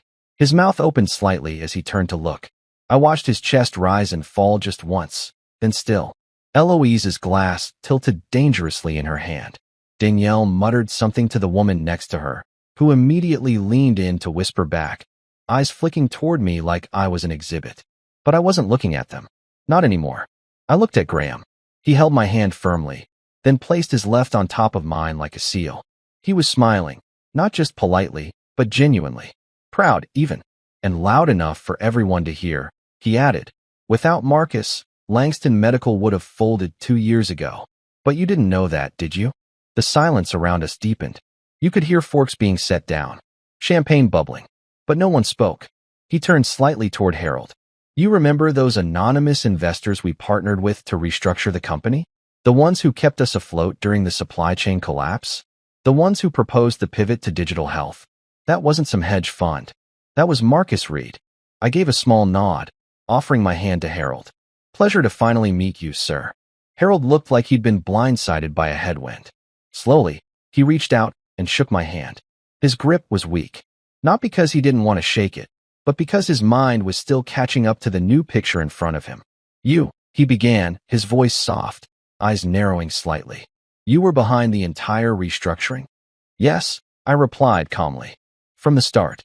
Vivian approached then, cautiously, not with her usual grace, but with a tentative edge I hadn't seen before. Her expression was unreadable, somewhere between disbelief and fragile composure. She stepped beside her father and placed a hand lightly on his arm. I didn't know," she said, softly, to no one in particular. Graham chuckled. No one did. That was the point. Marcus didn't need the spotlight. He needed results. And he delivered. He turned toward the rest of the room then, like a conductor guiding the audience back from shock. "So tonight, while we honor Harold's legacy, and rightly so, let's not forget the man who ensured there'd be a legacy left to celebrate." A ripple of murmurs followed. Hesitant claps. Some nods. A few people started whispering names, trying to connect dots. I caught glimpses of surprise from across the room.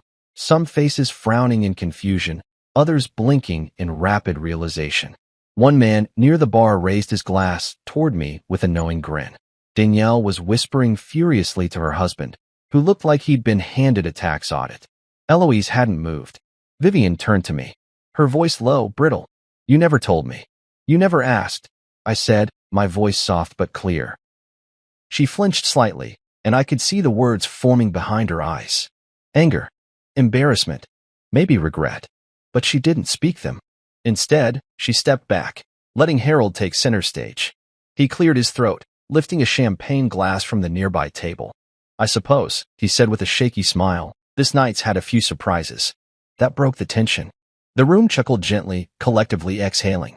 Relief, confusion, admiration, all tangled in the air like perfume and candle smoke. He gestured to Graham. "Thank you for that passionate introduction. And thank you, Marcus, for everything you've done behind the scenes."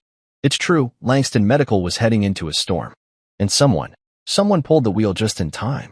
He raised his glass. To legacies, both built and rebuilt. The crowd toasted.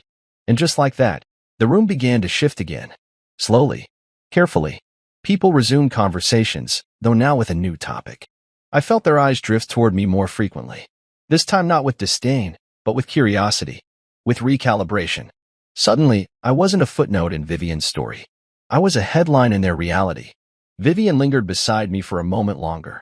She didn't say anything, just stared at my face like she was seeing it for the first time. Not the version she had sculpted over 7 years, but the man she never really looked at. I didn't gloat. I didn't smirk. I didn't need to. I just existed. Fully.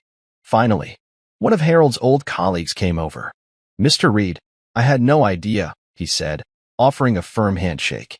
"Brilliant work. Brilliant." We all thought Graham had brought in some private European investors. "Just a small firm," I replied humbly. "Right place, right time." "But the strategy, the pivot into remote diagnostics? That was you." "Collaborative effort," I said. "Graham and I worked closely." I wasn't interested in the applause, but I didn't shy away from it, either. Not anymore. As the evening wore on, more people came to speak. Some out of genuine respect. Others out of opportunism, now aware of the influence I held. It didn't matter. They were seeing me now, and I had nothing to hide. At one point, I found myself near the bar again. A moment to breathe. A moment to think. Vivian approached me, her expression softer than before. Vulnerable, even. "You changed everything," she said. "I didn't change," I replied. "I just stopped hiding." Her eyes dropped to the floor. Then back to mine. "I never meant to dismiss you, Marcus. I thought I understood what this world expected. I thought I was protecting us." "You weren't protecting me," I said. "You were managing me." She winced. "So, what now?" I looked out across the ballroom. At the people laughing, the champagne flowing, the string quartet playing its careful tune. "I don't know," I said, "but I'm not going back to silence." Then I walked away. Not angry, not triumphant, just free. Because in that moment, I wasn't just the man behind the curtain anymore. I was the man they tried to hide. And now, there was no hiding left. Dead silence isn't always loud. Sometimes, it's the absence of everything. No buzzing phones. No clinking glasses. No background chatter. Just space, tight, charged, suffocating space. That's what settled over the room after Graham spoke. "Everyone, this is Mr. Marcus Reed. Without him, Langston Medical wouldn't be here tonight." It was like someone hit pause on the entire evening. Not a soul moved.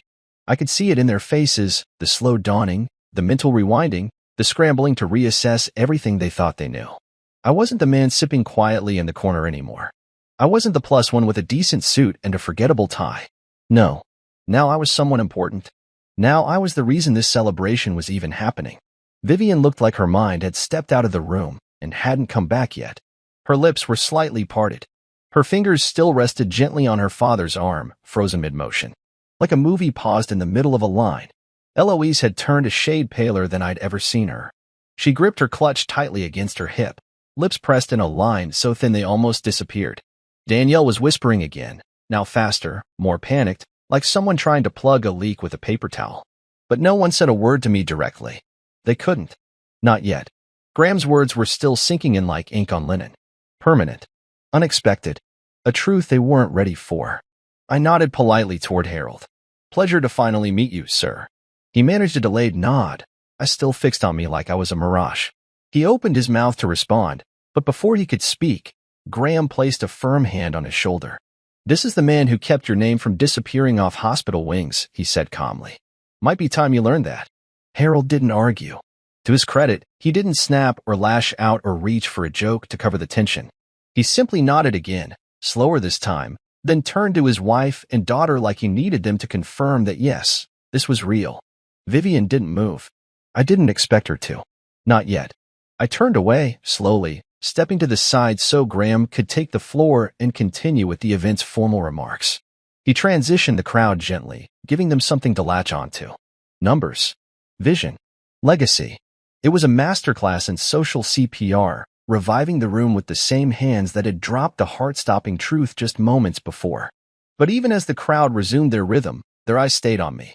Some curious, some stunned, some skeptical, all of them different than before. I didn't walk away or try to hide.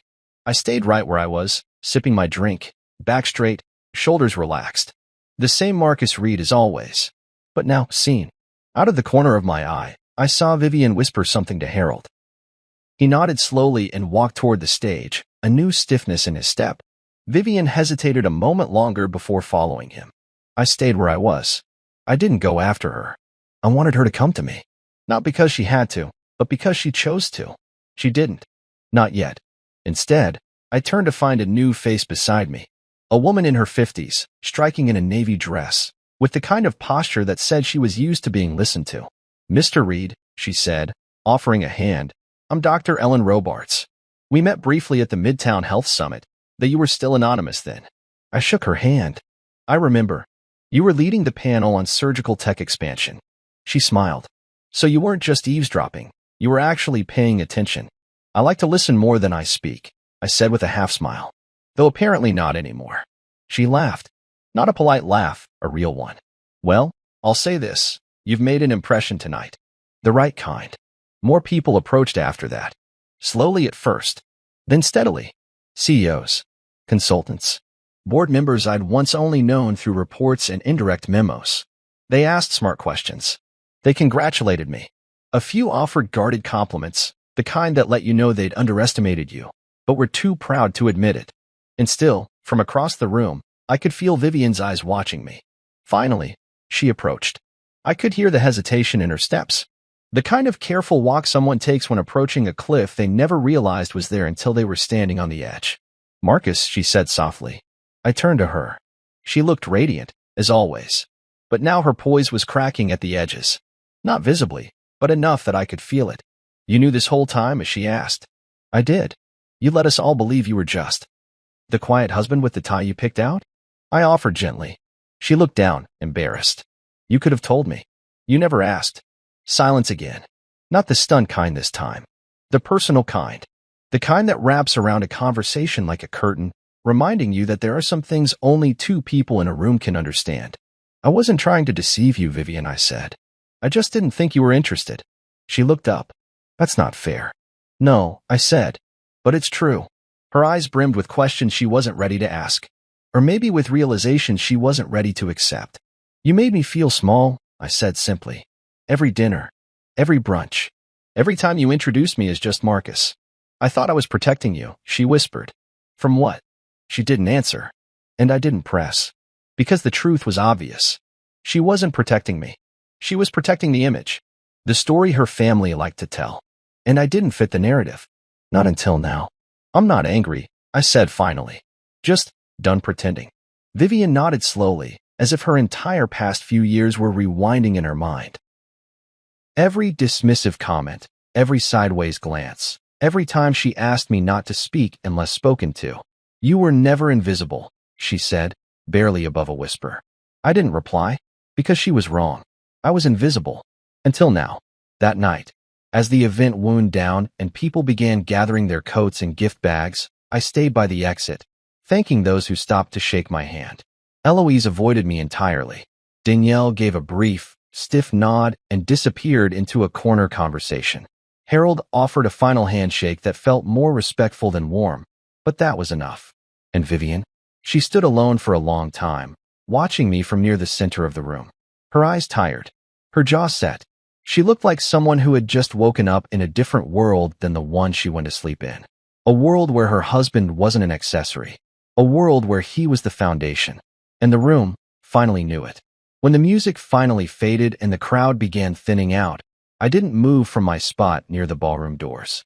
I stood there, drink in hand, exchanging nods and handshakes with people who would have walked past me an hour earlier without a second glance. Funny how truth, when finally spoken, rearranges the room. Graham had gone. Harold, too, after a long, awkward thank you speech where he tried to strike a balance between gratitude and confusion. You could tell he was still processing everything. Not just what I had done for the company, but who I was. Who I had always been. Vivian lingered. She hadn't spoken to me again since our earlier conversation. Not directly. I watched her speak to guests with her signature polish. But her eyes were different now. Quieter, heavier. She wasn't performing anymore. She was observing. Recalculating. I wasn't angry. Honestly, I felt light. Like I'd spent years carrying a mask I didn't need, and now that it was gone, the weight had vanished with it. That mask, that quiet, agreeable, sit-in-the-corner Marcus, wasn't me. It never had been. But it was the version Vivian liked best. The version her mother tolerated. The version H. The strategist. The investor. The architect behind the deals that saved their name. Now, Standing under the soft light of crystal chandeliers, I wasn't hiding anymore. And the world wasn't ignoring me anymore, either. As I reached for my coat, I heard a voice behind me. "Mr. Reed." A moment? I turned. It was a man in his 40s, sharp suit, familiar face. One of the tech consultants Langston had hired back during the restructuring phase. He extended his hand. "I just wanted to say your moves were surgical. Brilliant. I studied those quarterly reports, and now knowing it was you behind them." He shook his head with genuine admiration. "You could have been a public name, easily." I smiled, calm. "Being public isn't always the goal." He nodded, understanding. Still, respect. We parted with a firm handshake, and I stepped out into the crisp Boston night. The air smelled of early spring and cigarette smoke from the valet stand. I stood on the steps for a moment, watching as people piled into black cars and limousines, chatting, laughing, gossiping. Behind me, the ballroom buzzed with the slow unraveling of a party that would be talked about for months, mostly because of me. I didn't plan that. I didn't need it. But I accepted it. Just as I was about to call for my car, I heard her voice. "Marcus." Vivian. She was still in her silver gown, but it looked heavier now. Her earrings sparkled, but her expression was bare. "I wasn't ready," she said quietly, stepping beside me. "Not for any of that." I didn't respond. I just waited. "You never told me." "Not once. Not even when I made those comments at dinners with my family." "You didn't ask," I said. My tone wasn't sharp, it was simply honest. "I didn't think I had to," she said. "I assumed." "You assumed I was comfortable being in your shadow," I replied. "You liked me quiet. Convenient. Safe." She flinched. "You were never just a stock guy to me, Marcus." "I mean, yes, I didn't understand the details, but I respected your work." "No, you respected the parts that didn't threaten your family's image." That stopped her. "You introduced me as just Marcus for years. You corrected people when they assumed I was in finance. You told me, days ago, not to embarrass you." I looked at her then. Really looked. But I wasn't the one pretending. Her eyes glistened now. Not with tears. Not quite. But with realization. "You made me question everything tonight," she said. "Not just who you are, but who I've been." I nodded slowly. That's what truth does. There was silence between us, but not the kind from earlier. This was intimate. Sad. Complicated. Vivian's voice dropped to a whisper. "I kept telling myself I was protecting you, that I was shielding you from their judgments. But you weren't," I said gently. "You were shielding them from the discomfort of seeing you with someone they couldn't label, someone they didn't pick." She wiped the corner of her eye. "You deserved better than how I treated you." "I know. I just thought, if I could keep everything polished, perfect, then it would all stay safe." "That word again," I said. "Safe." She laughed bitterly. "I guess I used it like a shield, more like a muzzle." That silenced her, not out of offense, but understanding. "I don't want to lose you," she said after a long pause. "I think you already did," I replied. We stood there in silence again, under the night sky, with the last of the guests stepping into cars behind us. I didn't raise my voice. I didn't need to. "I didn't set you up," I told her. "I didn't plan any of this to hurt you." She nodded slowly. "I know. I just stopped hiding." There was nothing more to say after that. She turned and walked back inside without a word. And I watched her go, graceful, elegant, deeply human. Not the villain, not the victim, just someone who couldn't see what was in front of her until it was too late. I walked to my car alone, no driver, no fanfare. Just me and the quiet. And for the first time in years, I didn't feel like a background character. I felt like a man who had finally stepped into his own story. Not with noise, not with anger, but with the simple, undeniable weight of the truth. The ride home was silent. Vivian sat beside me in the passenger seat, her hands folded neatly in her lap, eyes fixed out the window. The gown she wore no longer glimmered. It sagged around her like a costume she forgot to take off. I kept both hands on the wheel, focused on the dark road ahead. The engine was the only sound between us, humming low and even, like it was trying not to disturb the fragile tension sitting between us. We hadn't spoken since she turned back into the ballroom. I had assumed she'd catch a ride with her parents, maybe stay the night at the Langston estate like she often did after large events. But she didn't. When I walked out to the car, she was already standing next to the passenger side door, waiting, quiet. So I unlocked it, and we left together. But we weren't together. Not really. She hadn't said a word since she buckled her seatbelt. Neither had I. but I could feel the weight of her thoughts bouncing around the car like loose change in a glove compartment. Regret, shame, maybe confusion, maybe trying to figure out how she could spin this story into something cleaner, something she could still control. But she couldn't. Not anymore. And I wasn't going to help her this time. I pulled into the driveway just before midnight. The porch light was still on, casting long shadows across the garden she had hired someone else to plant. Everything about our house was curated, coordinated, just like her. It had never really been mine. I had paid the mortgage, signed the deed, but it had always felt like walking through a showroom. Beautiful, quiet, cold. We sat there for a few more seconds. Then I shut off the engine and stepped out. The air was colder than I expected. I heard her car door open a moment later. We walked to the door together, but not side by side. We moved like two strangers who happened to live under the same roof.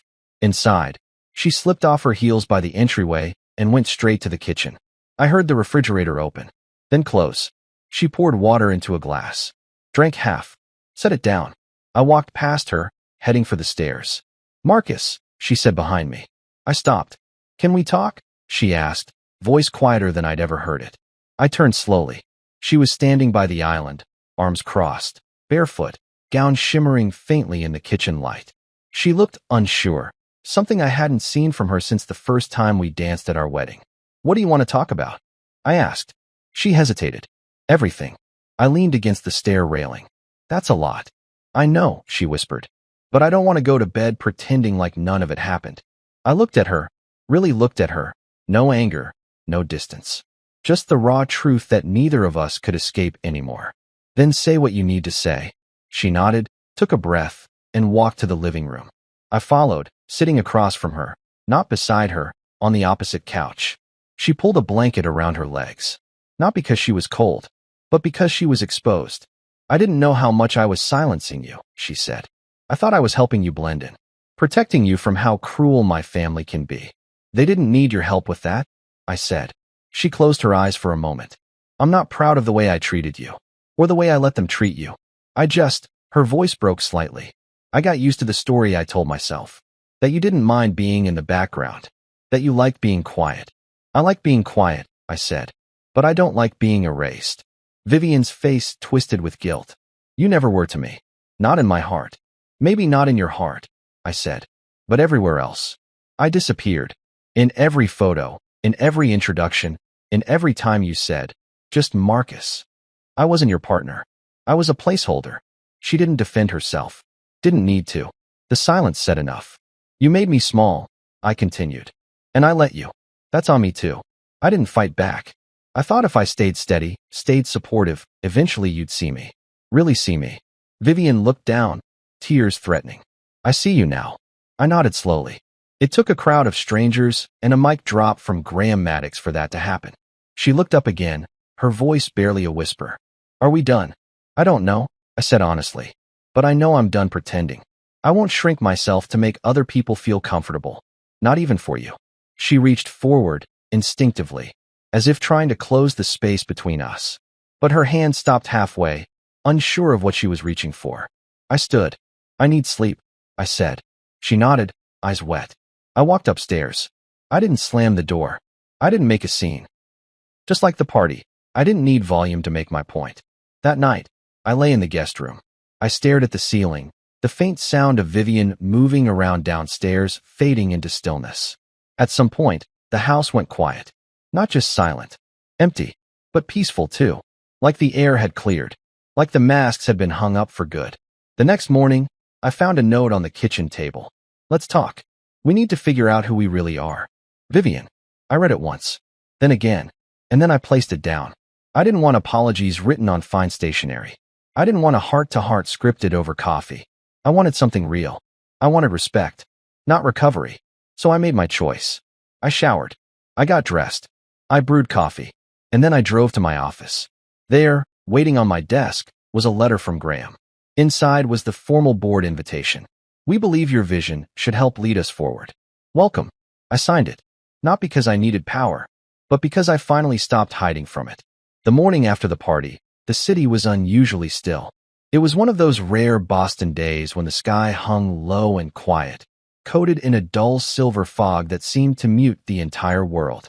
I sat in my office, staring at the skyline beyond the floor-to-ceiling glass, holding the note Vivian had left on the kitchen table. "Let's talk. We need to figure out who we really are. Vivian." I'd read it 3 times before I folded it and placed it gently in the drawer beside my keyboard. It wasn't that I didn't appreciate the gesture. It just came too late and from the wrong place. The letter was an act of damage control, a response to exposure, but not the kind of reckoning that I needed. Not anymore. I had spent too many years hoping for words like that. A simple acknowledgement. A sentence that told me I was seen. But now that I had it, I didn't feel relief. I felt tired. Tired of being polite when I was being belittled. Tired of playing humble to make others feel secure. Tired of shrinking just to fit into a frame someone else built for me. And maybe more than anything, I was tired of pretending that all of it was normal. I turned to the letter that did matter. The one from Graham, sealed in a navy blue envelope with the Langston medical insignia pressed in silver. Inside were the finalized terms of my appointment to the board. Permanent. Voting. Full rights. Full access. A seat at the table I'd built from underneath. I signed without hesitation. It wasn't about revenge. It was about presence. A presence no one could deny now, no matter how quiet I chose to be.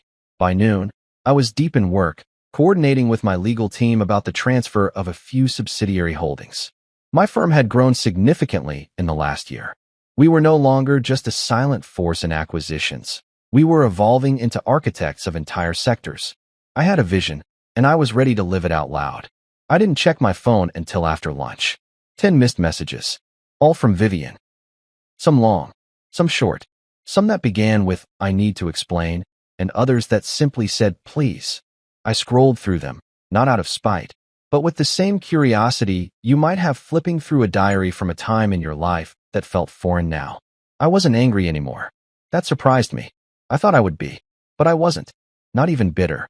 I had expected fury. What I found was peace. Because when the mask drops, when the world finally sees you without filter or filtration, you don't need anyone else's validation. You just need your own. Still, I owed her a response. Maybe not the one she wanted, but one rooted in honesty. I typed, "Vivian, you asked me not to embarrass you. I didn't. I revealed who I've always been. Marcus." Then I put my phone down and went back to work. That evening, I returned home briefly to pack an overnight bag. I wasn't leaving in some grand theatrical way. I just needed space. I needed a room where I wasn't haunted by echoes of smallness.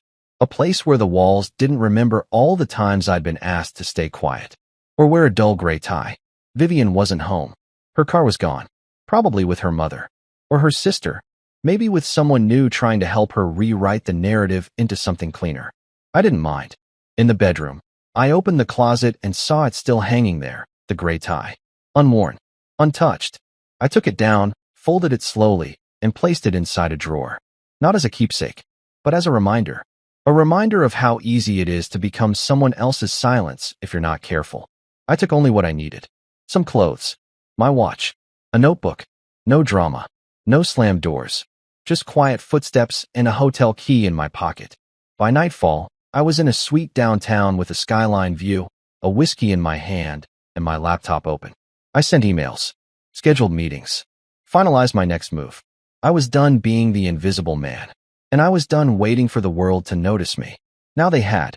The next morning, I met with Graham for breakfast at his favorite spot.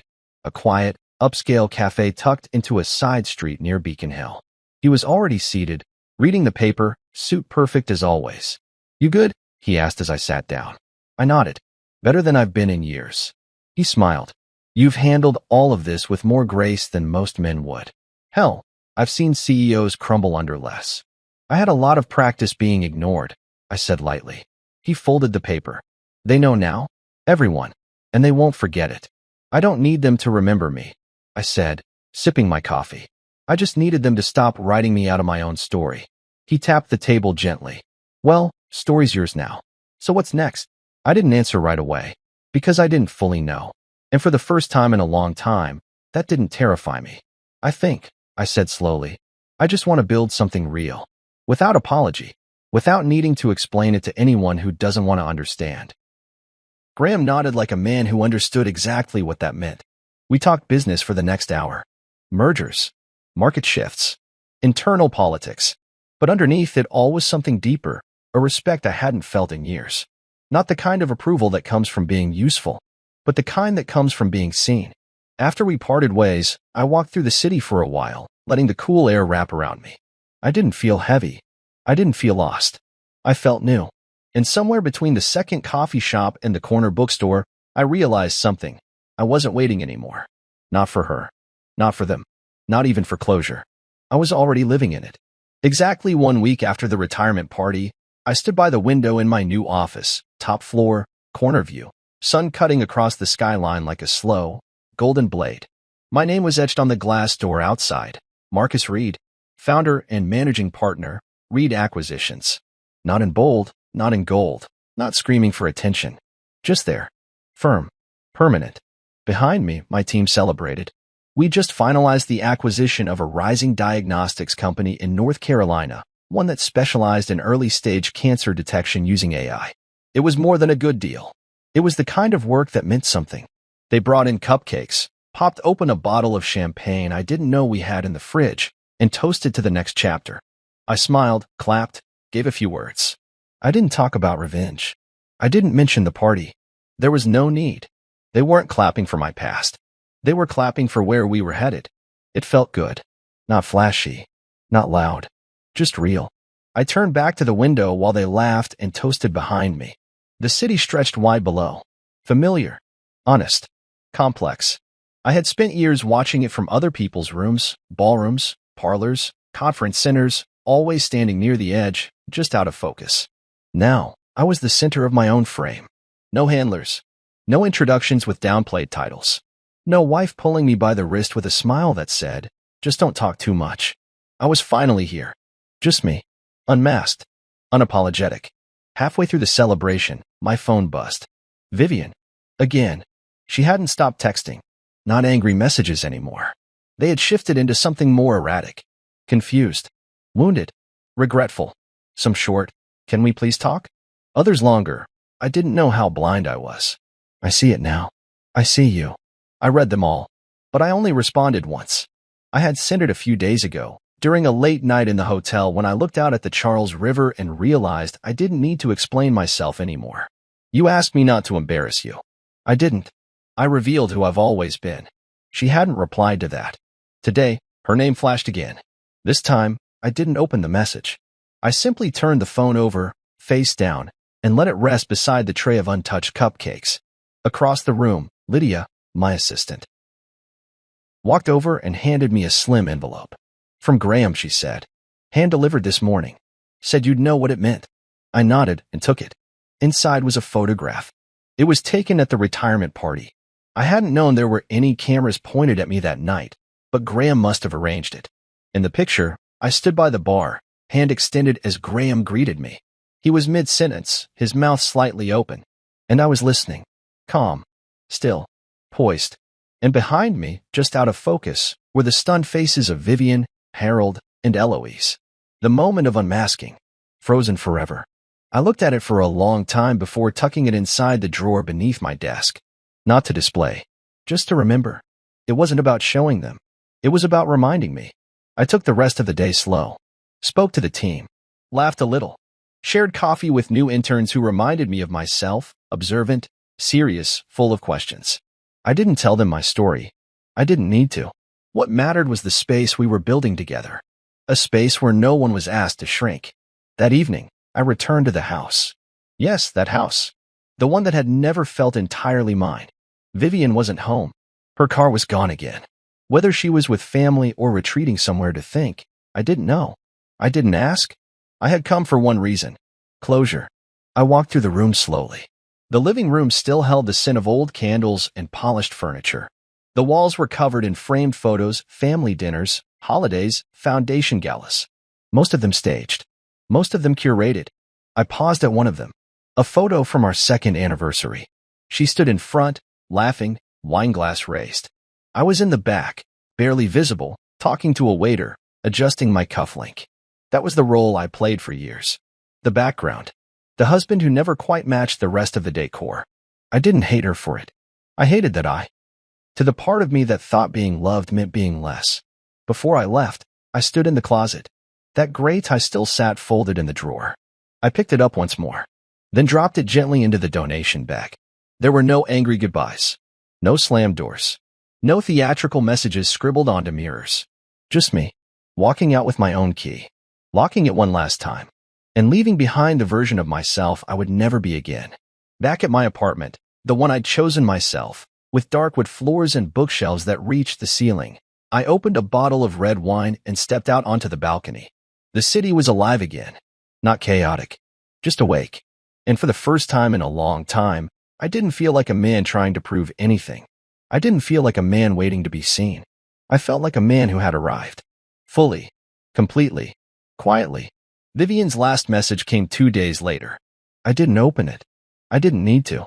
Some stories don't need endings tied with a bow.